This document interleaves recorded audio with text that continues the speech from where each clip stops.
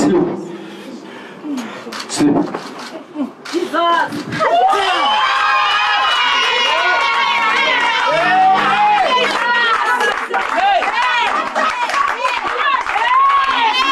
I won't stop this thing.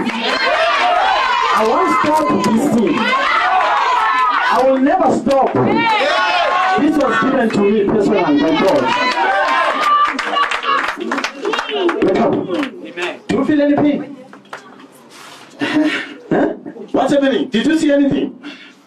This is just one of the ways that 23-year-old Pastor Ndoki blesses his followers at End Times Disciples Ministries in Soshanguve, north of Pretoria.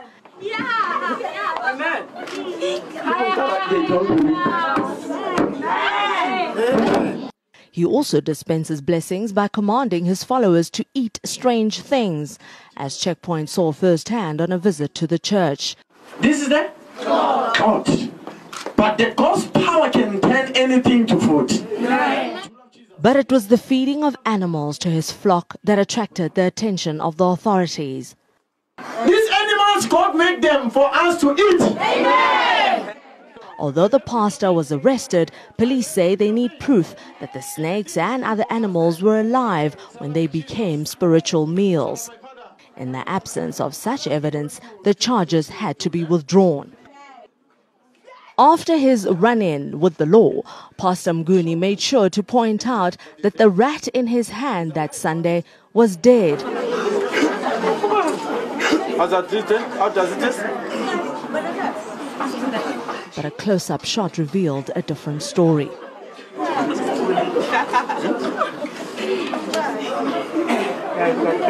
It's like? Chocolate. Eh? Chocolate.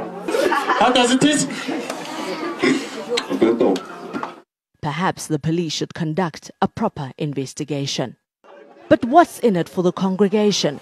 A junior preacher at End Times Disciples Ministries claims eating strange things brings healing. You eat, you are delivered. You eat, you are healed. You receive your breakthrough. You receive your marriages by eating. So strange. The South African Council of Churches disagrees. There can be no salvation such as that.